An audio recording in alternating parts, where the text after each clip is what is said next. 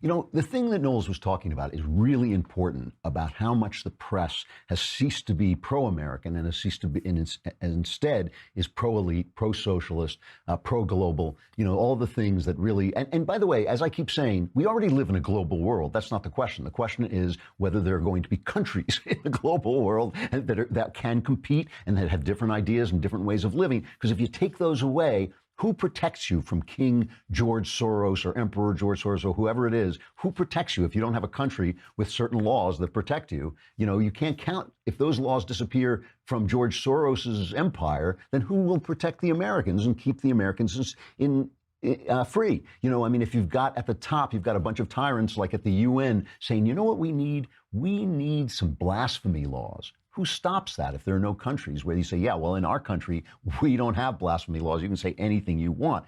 And I'm always struck by the fact that the press changes everything. So for instance, you know, you remember this Republican memo that basically proved, we basically now know that the FBI misused some Democrat Hillary Clinton opposition research called the Steele dossier to get a warrant to spy on an American that was probably used, this part we don't know yet, but that warrant was probably used to spy on the Donald Trump campaign. So we had the corrupt Obama administration using the instruments of power to spy on the opposition party, which is complete third world tin pot dictator crap. Okay, that is like the bad stuff we're always trying. And if a Republican had done it, if George W. Bush had done it, if Trump did it, the press would be going insane. So the Republicans put out a memo about this, while the Democrats and the press, but I repeat myself, did everything they could to suppress it.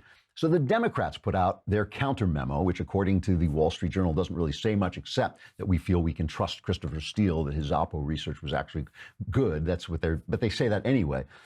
And Trump on Friday said, we're not releasing it because it's filled with information that the FBI and the Justice Department don't want us to release. So go ahead and redact it, and then we'll release it. And so the Democrats used this. They obviously did it on purpose, but they used it as a way of saying, oh, well, you'll put out the Republican memo, but you won't put out the Democrat memo. Here is Adam Joe McCarthy Schiff talking about the hypocrisy. It's cut number 6. The hypocrisy of this just kind of reaches out and grabs you by the throat.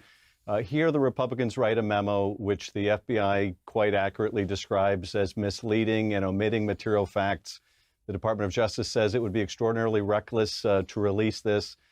And what does the president do? He says, I'm going to release it. Before I even read it, 100% I'm going to release it. This is a president who puts his own personal interest above the national security interests of the country. Now, they claimed when they released the Republican memo that this was in the interest of full transparency, and all the White House people were saying full transparency. Well, apparently full transparency only goes so far. So the thing about this is the Republicans are saying, and I'm sure this is true, the Republicans are saying that the Democrats purposely put in stuff that couldn't be released so that Trump would have to send it to be redacted, and then they could say, what hypocrisy, just like Schiff was saying. They say, oh my gosh, they released one memo, but not this memo, blah, blah, blah, blah. That is a good, clean, dirty trick. That is a good, clean political dirty trick. I heard that and I thought, hey, pretty smart, pretty smart. If the press were honest and the press were fair and they said, oh, Democrats pulled off a good, clean, dirty trick, I would be fine with it. But the press simply echo everything this weasel is saying, and I think that suddenly turns this good, clean, dirty trick into a real dirty trick because there's no one to expose it except for us. There's no one to say, hey, okay, fair enough, it's politics, it ain't beanball, you go out and you pull a dirty trick. But there's no one to say it because the press covers it up and it changes everything. The same thing is true with this Rob Porter scandal. I wrote a piece about this, and I said some of this on the air last week too, about how the Rob Porter scandal is a scandal. This is the guy who it's alleged by two of his ex-wives that he beat them. And the White House said, John Kelly said, and this guy was he was a staff secretary.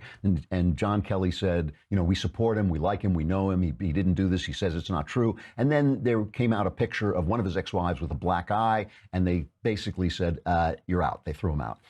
So that is a real scandal. People were leaving comments on my essay saying, no, that's not a scandal, that's his personal life.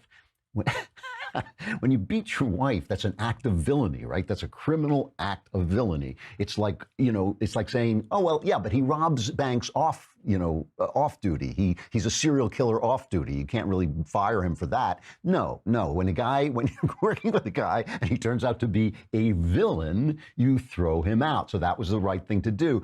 It is true that life is very complex, and a guy who beats his wife can come into work and be a completely plausible good guy. He can come in and say, you would say, I can't believe it. And he would come to you and say, I didn't do it. My ex-wives are angry at me and all this.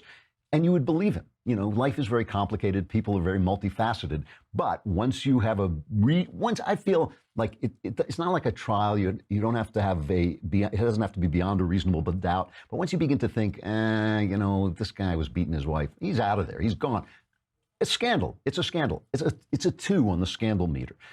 And this scandal about the Obama administration spying on the Republicans through the instruments of power, that is a huge scandal. So I would have nothing wrong with them reporting on the scandal, but it's just the way they do it. They keep trying to basically suggest, first of all, they won't stop covering it. George Stephanopoulos on his Sunday program covered this for something like 35 minutes, this minor thing. And of course, the purpose of this is to connect Donald Trump and to make sure that women stay upset about Donald Trump, because there's stuff about Donald Trump that upsets women. He's kind of macho. He's obviously played around. Maybe he was even, harassing women. Who knows what he was doing? But something about him really goes up women's spines. Sometimes that stuff he said on the Hollywood Access tape, all of that stuff. And they just want to make sure that women continue to be upset so they don't notice that their lives are actually improving. The economy is improving. There are plenty of powerful women in the administration. More women are going back into the workplace. More women are in the workplace. Things are going well for women in this country under Donald Trump, but they don't like him. And then that's all the Democrats have, and they want to sell you that. Here is Matthew Dowd on this George Stephanopoulos Rob Porter marathon, talking about why Rob Porter is somehow condemns Donald Trump. This is not a staff problem.